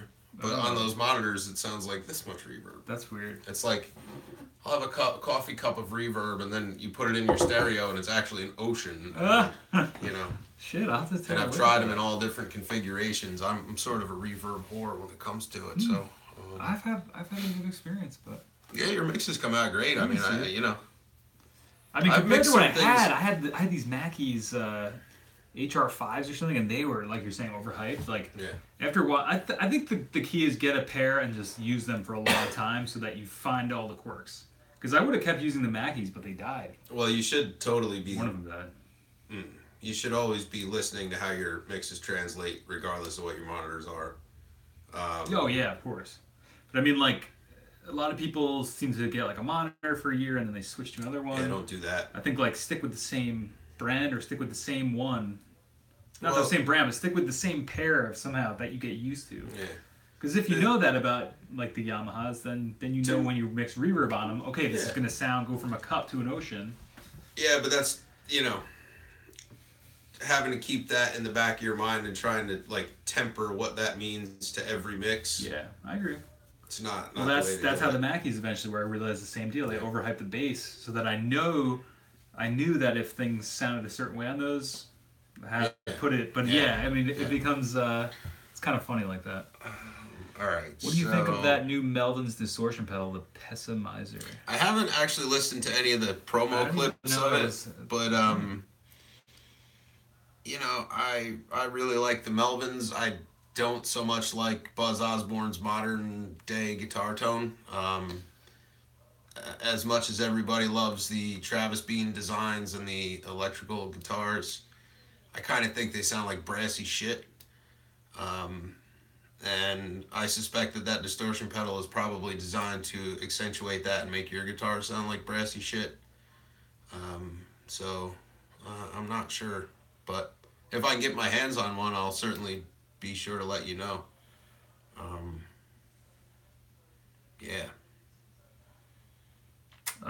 X says, that's great advice. Use multiple mix sources, Jambox, stereo, car, computer speakers out. Yeah, totally. I'm constantly listening to the mixes I'm doing on different headphones. The headphones I have used for years.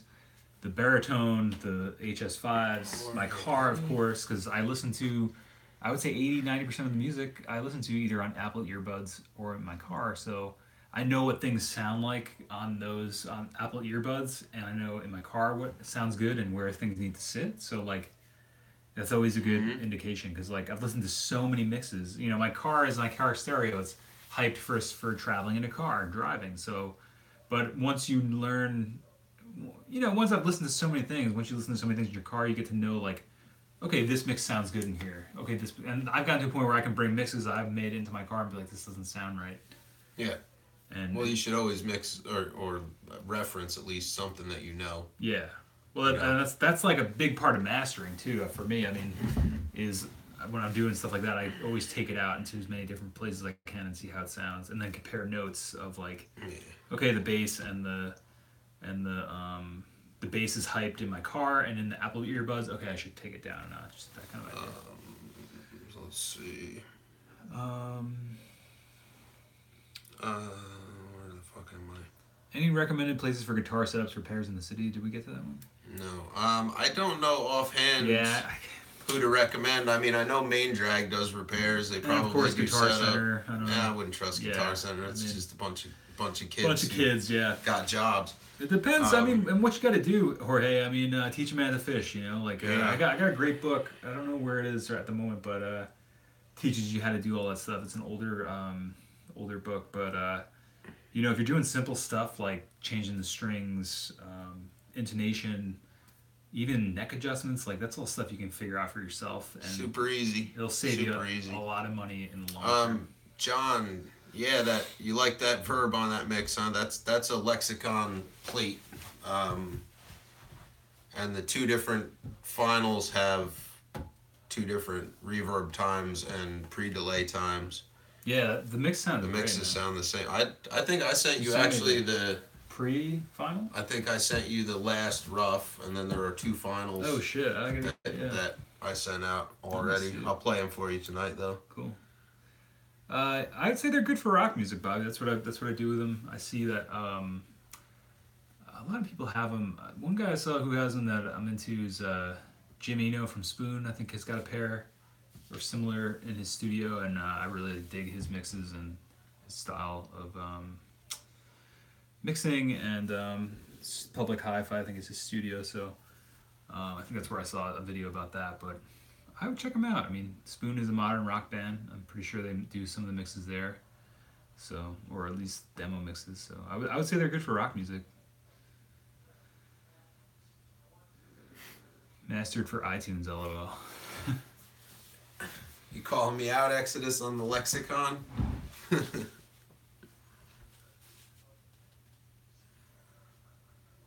I get that due to the society's reduction in quality.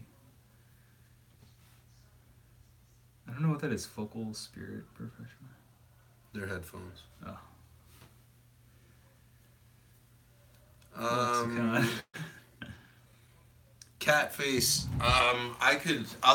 I'll email you. I have one of those breadboards with the power supply built in. I'll get the brand off of it when I get home and send you an email. That's a bipolar 15-volt supply, which would be perfect for your purposes. And Will said, yeah, David DBO from the forum bought a TascFam 388. Did you see that post? No, I didn't. Oh, yeah, he recently acquired one. I don't know if David's here tonight, but yeah, that does look really dope, Will. Yeah, I like the lexicon shit too. Hey, if it sounds good, it is good. Yeah. Yeah, the Skiz is talking about the rear firing base ports. Mine are 14 inches. No, I'm sure they're not, but that's part of the reason that I like those equators. They are not rear ported, they are front ported.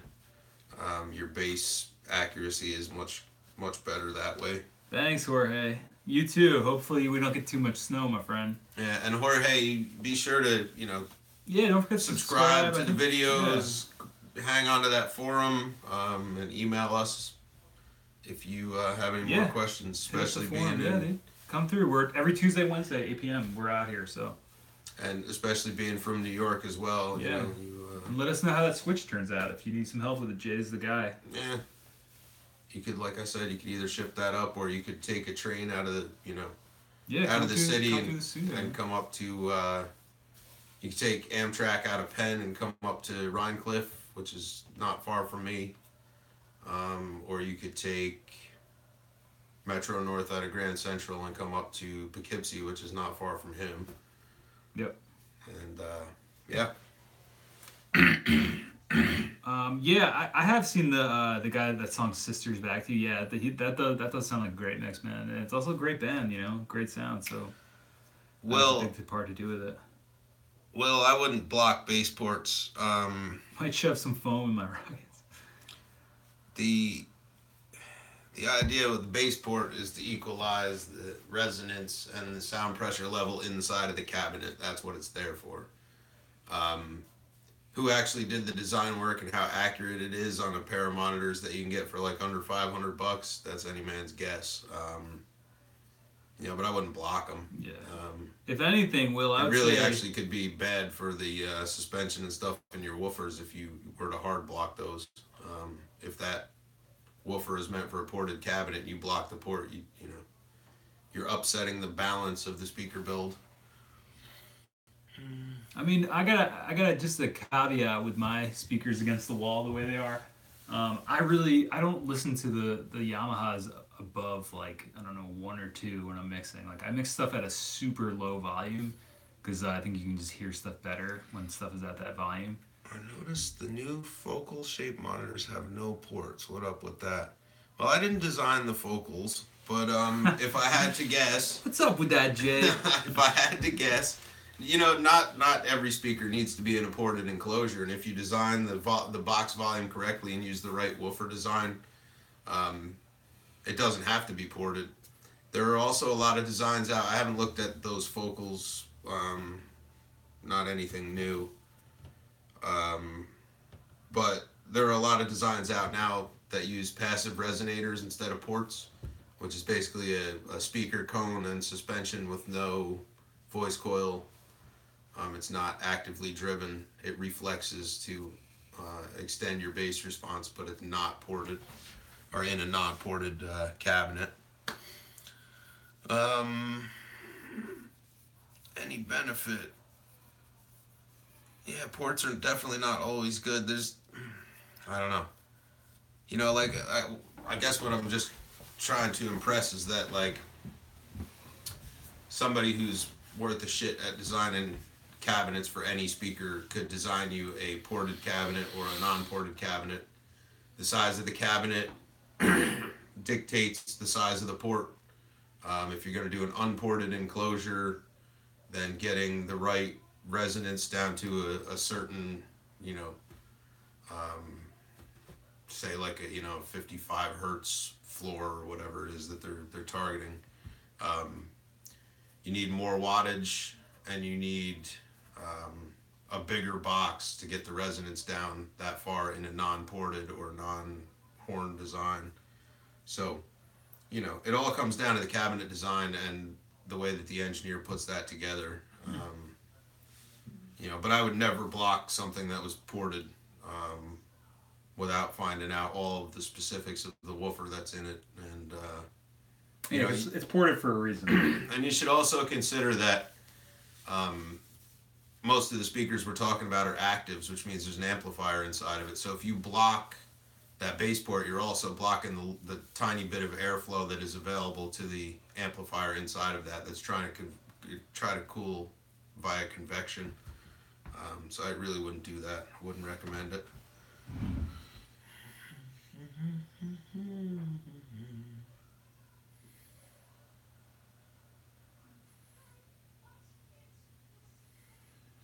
Yeah, I mean that's kind of my hack in terms of keeping because I know that these aren't as far off the walls they should be, but it's just the space that I have, and also I don't know. Like I said, the main thing I use honestly, guys, is the baritone in mono at low volumes, and then the Yamahas at low volumes. So, what is that called, Jay? When as you turn up something louder, the bass gets louder. Proximity. Well, proximity effect has to do with the way that you perceive low frequencies. Maybe it's not. And the way that low frequencies are captured by microphones. Oh, so maybe that's something else. I have to look up what that is. There's I'm not sure. Some article I read that basically states that as you turn the volume up of like a mix, the bass will get like sound louder and louder as it goes. It's like raises geometrically, I think. I'm sure there's some like algorithm that could prove that. I tend to put a limiter on the end of everything and crank it the fuck up and then mix loud as hell. And then I check the mixes before they go out at low volumes to make sure that there aren't too many, you know, sharp edges jumping out. But thanks, Will. Yeah, I just put that up this weekend. I got the materials from the local hardware store. It's about $15, and I was saying to these guys earlier, I wanted to get and telling Jay, just get some stuff off my desk, and it was getting a little crowded in here, like this side of the wall, usually in the videos, and all the videos you probably saw I'm like off center because it wasn't a stylistic choice. It was literally because there was a table there. There was too much shit over here. So like I've been trying to I want to put everything on here, have my monitors, and you know I've been playing with the Digitakt through my monitors, so and listening when I hook up my record player and do some sampling and stuff. So at some point, but thanks, Will. I never sold the Mark 1 yet. No, I'm still kind of holding on to it. I'm not in a position where I need to sell it at this moment, but probably do a couple more videos with it, Matt. But if you're interested, we could chat. Did Capro help? He did. He definitely did. He handed me the screws and helped me level it out. He also was the first one to sit on the shelf. Yeah, he was the first one to weight test the and it passed. So. Yeah. He slept up there for a while. Of course. I'm thinking of selling one of my Mark IIIs. Well, Matt, if anyone's looking for I know some of you guys, I think Jorge, right, was through before. Matt would probably be a good person to get one from. I'm sure you kept it in good shape, right, Matt? So there's also a section on the forum for buying and selling stuff. Yeah, I know they're selling for crazy. So I mean, if you have one in good shape. But just keep in mind, if they're selling for crazy, that, I mean, past performance does not predict future performance, but, you know, you might want to hold on to it. If it either could go up or if you need to get another one, it could bite you because if the prices are going up or if you want to get a new one. So, yeah. Yeah, Mark 1 is pretty cool. I just like the later ones, the 2 and the 3, because of the XLR inputs. You don't have to mess around with the impedance and you know. Yeah, Mark 1 is great though. It's a cool machine. Definitely a classic. There's something about it like the 80s style or 90s, early 90s style. People are getting more and more connected. Yeah, I guess, yeah. It's funny because it's you know, a lot of people for a while like were always shit on them and said like, oh, you know, cassette tape, like. It's not real tape. It's not this. It's not. Well, yeah, it's not. But it has a sound and it has an enjoyable workflow that people like, and I like it. You guys all like it. I mean, there's something about it. There's the sound to it, you know. So, I think they definitely will go up. So if you got them, hang on to them. Smoke them if you got them. But well, I think there are definitely some sort of obscure 4-track models out there that would be worth, you know, trying to get a hold of and yeah, that's what I'm saying. It would be cool to have a little museum / like library of them. Well, if you could get enough hype built, then you know you could drive the price up on it yourself. Yeah, right. But right. Yeah, this whole channel is just a long con. I actually have I bought a ton of these machines for like pennies on the dollar a few years ago. There's a giant shipping crate outside just packed with them. I have a storage unit nearby. The Jay's been there. We've been keeping it secret, and it's just stacked. It's humidity controlled, and I got Type 2 tapes. I got like thousands of them. Yeah. I bought out like all the ones from NAC, and I have like hundreds of 4-tracks, all different types. So I'm just using the channel to bump it all up, and then like another year or two. I think in the back I might have seen some 1970s 456 2-inch too. That's true. Couple rolls hiding in there, brand new, never opened. Still in the plastic I'm crate. just I'm sitting on some stuff, and once that aspect of the channel pops off, we're gonna unload a lot of stuff. So thank you guys for helping out with this long con. Super long con. Over a year. Jay, have you had plans to build a cassette recorder of your own? No. That was something we dabbled around with, but we were saying that to make the transport today would be it's too far, too much, too far out there. But with the TascFam preamp, you'll be able to at least get somewhat of that TascFam sound onto your digital. Well, that's the next best thing as far as I see it. Yeah. Yeah, I think there's too many complications to trying to make a cassette transport that does the thing. Yeah. Because the pedals and the preamps is like something, I don't know. I have an okay knowledge of. You obviously have a vast knowledge of. So it's like, but I mean, once you get into the cassette recording stuff, and I don't know. I mean, the technology that does it is pretty simple, but right, you could probably find a factory in China that could make you the I'm sure, but like, you know, I wouldn't want to put something like that out into the market with substandard parts and get somebody to make a high quality tape head, modern day, something brand new that's not harvested from somewhere else. You know, like. Well, let's look at the type. It would be substandard shit modern day, like these cassette machines from like the late '80s and through the '90s and into the early 2000s, I guess. They're all still out there, either functional or semi-functional, whatever, because they were made with decent shit by people who cared about the technology. But modern day, I don't think you could do the quality control you need.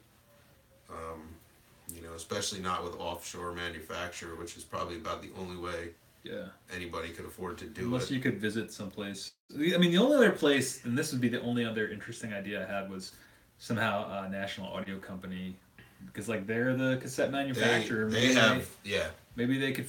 have the technology. They would be somebody to reach out with, and then I was thinking, then you could package their tapes with the recorders, like have some kind of deal with them, or you should petition them to. So maybe we'll talk to National Audio and I'll talk to see what's up, because they have the technology to at least make the tapes. Maybe they have in stock or on staff people who know that stuff. So I mean, it's something we've batted around here, but at first we were joking and then a little serious, but then we realized it just wouldn't. It would be too hard to make happen. Yes, I think they were. They were using Chromium, the CR02 tapes for Type 2. They're using the old BASF stock. How do you say that? It's like a German. BASF. Yeah. Yeah, BASF. Yeah, it's like German. People are selling service and refurb units for they are. Well, that's the thing, and that's the thing too. Is if you know how to work on the machines, you could. That's what I was saying. You could buy them for pennies on the dollar. Grab a Mark 1. There's constantly people putting lots up of 2 Mark 3s. Some of them just don't have a power supply, and you could easily make a power supply, check the belts, check some of the inners, make sure it works, and reprice it and send it on its way. That's definitely a business idea for any of you budding entrepreneurs watching the channel. I was thinking about doing that just for fun myself, just ripping a couple apart, getting a couple cheap ones, but I just don't have the cheddar at this point to do that. Yeah. And I don't, there's so many things, so many ideas we're working on and stuff I'm working on, and stuff I want to do that's not related to this stuff, and it's like, you only have so much time. I wouldn't hack, 2 machines up just for the sake of hacking them up. I would get 2 that are the same and take them apart and figure out what you have to do to combine them to make one. Oh, that's a good idea. Oh yeah, I guess I would say like trying to find ones that are like, because there's a lot that are like for parts are not working, and then it's like a Mark III without a power supply, and it's like obviously, well, this thing could work, and they just didn't have a power supply, or somebody found it at a garage sale and they're just throwing it up here for $50. Like, you could get lucky, but you also could, you could get shafted. But $50, I mean, it'd be worth it to take it apart. There's a half-working Mark II for sale at a local guitar shop for $80. I was considering getting it just to raw parts in case my Mark II takes some shit. Offer him $50. Everything is negotiable. That page is not available, so I don't know. Yeah, you could offer them, make an offer. Well, that's the thing, I don't know. I mean, I think there's offer him $35. I think that there's like... I guess define half working.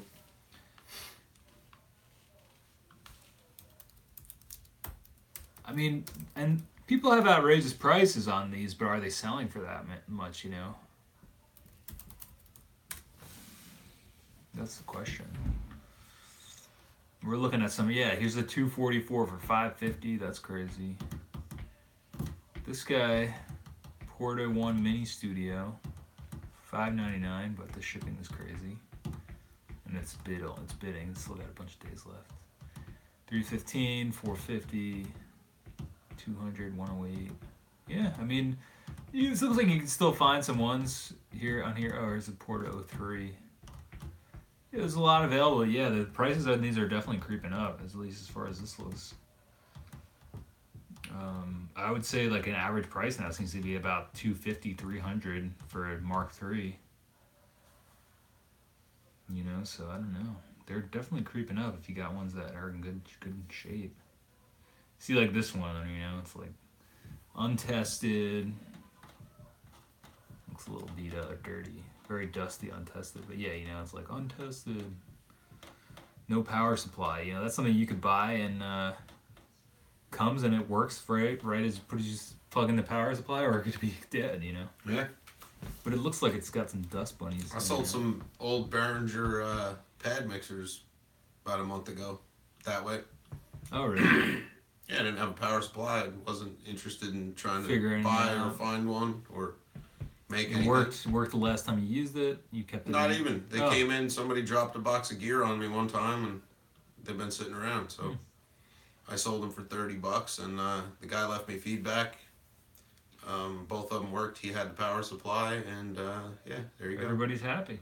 So, you know, I'll take that 5 stars and get rid of some shit and take a little money in. Yeah, and it worked. So there you go. The guy got two not brand new, but he got two. I cleaned them up nice, though. Right. Before I sent them out. Two good mixers, so. I decided to sell my Sansamp Classic also. Wait, what? You had one of those? How long ago? The pedal? Yeah. Yeah. Dude, I would have taken it back up. Tom bought that bought that when he was in junior high, I think. Oh, that was a while ago. It wasn't like recently. No. I just put it on reverb like 2 nights ago. Oh, damn, it's gone. No. Oh. It's still there. How much you selling it for? 200. Nice. It's an original one? Yeah, it's probably, well, I guess it's probably early 2000s. So I don't know. Original one, I guess, would be like the 80s sometime. So it's not that original, but has a blue LED in it. It's very fancy. And that JHS Twin 12 is up there too. Oh, nice. What is your reverb store? It's under Operation Audio, but I think the link is it just slash? I think it's like, I think I called it like Jay's Gear Emporium or some stupid fucking thing. You put a reverb Operation Audio. See if it comes up. Because it's your name is on there, right? Oh yeah, Jason's Gear Emporium. That's what I named mine. It's like Mike's Gear Emporium or some shit. Whoa, you got some stuff up here, man. This is cool.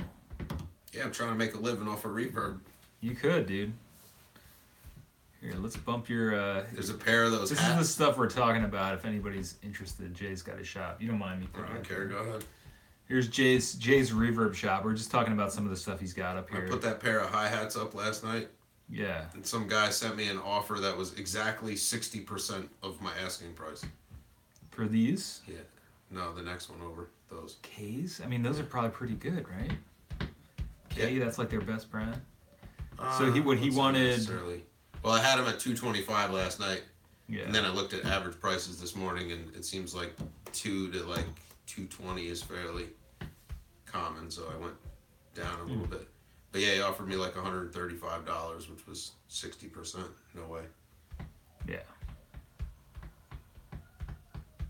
Here it is, the Sansamp 21, Tech 21. Nice, dude. You got the same one, right?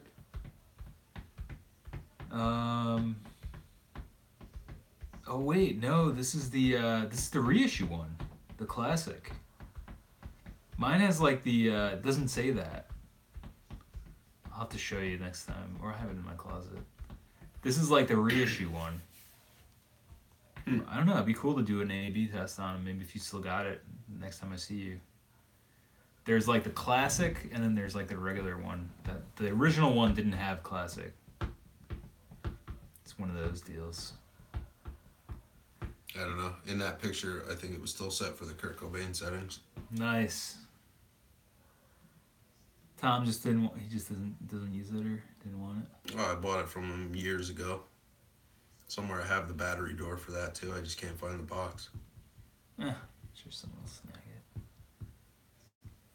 Let's see here.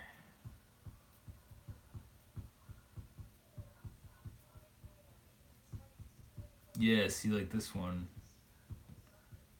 See, this is like the one I have. Oh, yours doesn't. Oh, I see. Yeah, I guess like this is the original. Yeah, that's one. the OG one. Yeah. For some reason, yeah, I'd be curious to see what that sounds like though, cause. And then yeah, there's the classic. I actually have the power supply somewhere for it too. But yeah, I listed sort of on the low side in hopes that I would fucking sell it. Yeah, there is a gear page on the forum, Matt. That's what I was saying. Where is it? Oh, yeah, this is Twins cat playing keyboard. That's a little big, but you can see him. It's like playing keyboard. It's funny. Cats on synthesizers in space. Yeah, it's. I think someone who's that? I think. Oh yeah, David is Are there new posts moderating on that. Yeah, indirect. Somebody indirect. Did you get back to them? Indirect. TascFam 424 low volume on track 3. I haven't looked on here in like since yesterday, so I gotta. I haven't been on there since like 2 or 3 days ago. So There's new stuff popping up all the time on there. It's crazy. It's popping off. Yeah, Matt, there is a thread. It's right. It's like the 4th or 5th board down. Gear list for sale or trade. So I would try to deal locally with the TascFam, you know. And then at least somebody you sort of know. So. So we should probably get wrapping up, I guess. Oh shit! Yeah, because bedtime. Yeah. So, all right. Well, guys, check out Jay's Reverb page. Check out the forum, 424recording.com/forum. Drop a like if you like this. Don't forget to subscribe to my YouTube channel, you nerds. We got a couple last questions coming in here. When you're exporting a mixdown from your DAW to a Portastube, is there any secret to enhance the saturation from the tape? Right. That question's, I think. Mixdown from your DAW to the Portastube.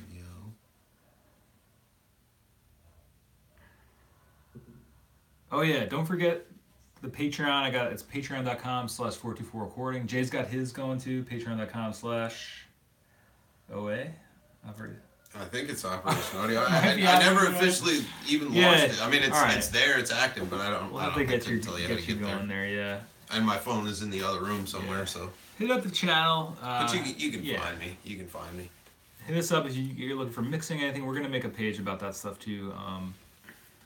Yeah, we're gonna have the. Ed, just real quick, exporting a mixdown from your DAW to a Portastudio. What I'm guessing you're asking is there a way to enhance the saturation that's applied to the sound by printing from the DAW to the tape? To that I would say yes, hit the tape as hard as you can possibly hit the tape, or as hard as is sonically pleasing. Experiment. You might get track, crosstalk or bleed. You hit it really, really hard, but play around with it and see.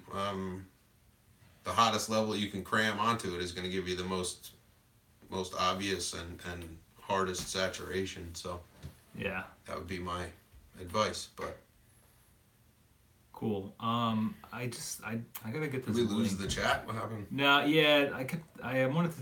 Twin just bumped a link here for his new stuff that was recorded on a 488. I wanted to check it out.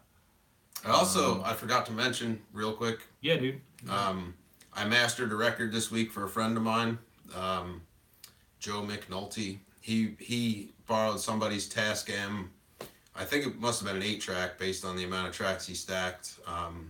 But he came to me to pick up some tracks that we did a few years ago.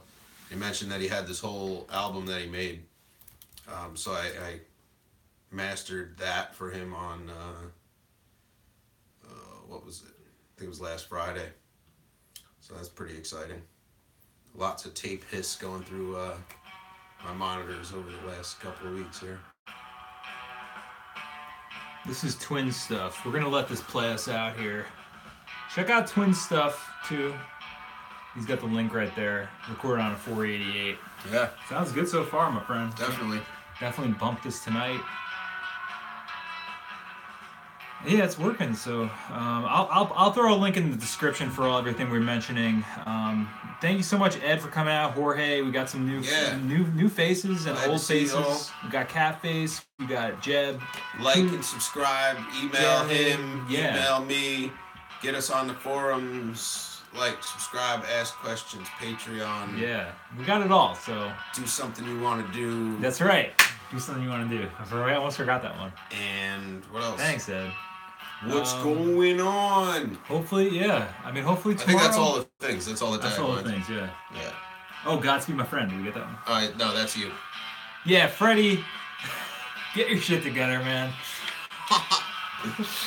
All right, guys. Do something you want to do tonight. Thank you so much for coming out. Freddie got fingers. Blizzard Wednesday tomorrow. Hopefully. Jay, will you be around tomorrow? You think you'll come through the chat? Daddy, would you like some sausage? We'll see you guys out there. Will I be around tomorrow? Yeah, do you want to come through the chat? That all depends. I'll probably be on the chat, yeah. Depends on what the snow's like, but if I gotta be out plowing, then I might miss it. Oh, But that's I'll, right, I'll okay. try to scoot in and catch All everybody. right, well, but- it was good to catch you guys. Yeah. P.S. April Kickstarter launching for the TascFam preamp, so keep an eye out. I'm sure ready. you guys know about it, but yeah, Twin, this sounds great, man. Yeah, this really does. Thanks for sending this. We'll definitely. I like the fact that so many of you guys have that sort of like the interest in some vintage sort of psychedelic-y 60s rock kind of vibes, man. This is great, man. Yeah, It's a great vibe. It's like Quentin Tarantino style. I hope that John gets to put out some of the something of that mix that I did for him, me because too, I man. think all you guys could really you could do some collab efforts dude. without you don't realize how close you are. Yeah, for Put sure. it that way. For sure. It's really awesome. So peace out, Task Fam. Thanks for chilling. I'll catch you next week. He'll catch you tomorrow. And Blizzard Wednesday tomorrow. Hopefully we'll have power. Did you catch the candle one? I've watched bits and pieces of it, but for some reason I always get interrupted when I try. It might be candles and cassettes tomorrow, so Uh-oh. well, who knows? But peace out. Do All something right. you want to do, TascFam. Deuces. Later. Later, skaters.